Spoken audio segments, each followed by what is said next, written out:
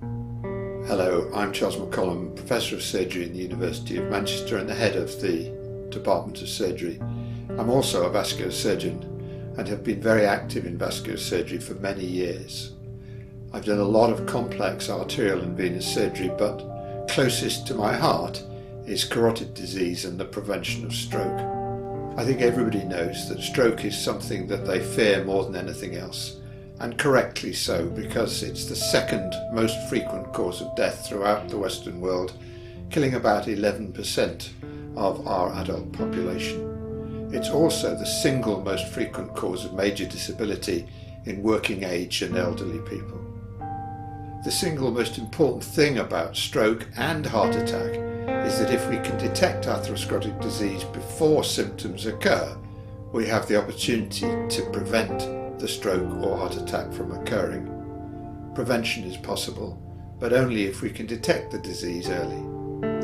One of the best ways to detect this disease is tomographic ultrasound, which is the new and innovative vascular technique that we've been using for a number of diagnostic techniques throughout vascular surgery recently. The exciting potential is that this technique can be used to quickly identify early atherosclerotic disease. We have also developed a method of showing the patient that disease using virtual endoscopy so they can see the disease from the inside of the artery. We know from major research published in The Lancet that if you just give a patient a simple diagram of their disease, it changes their behaviour, they comply better with risk management, and they reduce their risk of vascular disease more effectively.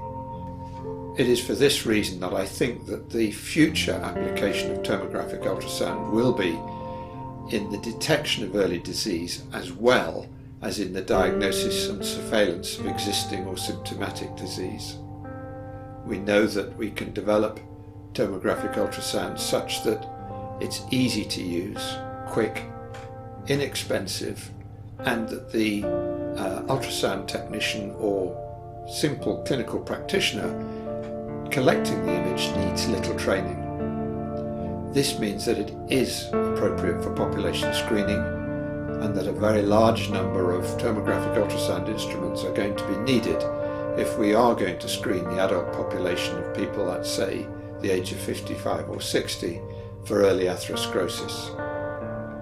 We believe that we can use artificial intelligence to measure the atherosclerotic burden or plaque volume, which means that the whole technique can be inexpensive, cheap, and easy to use for population screening in order to prevent the devastating effects of heart attack or stroke on our population.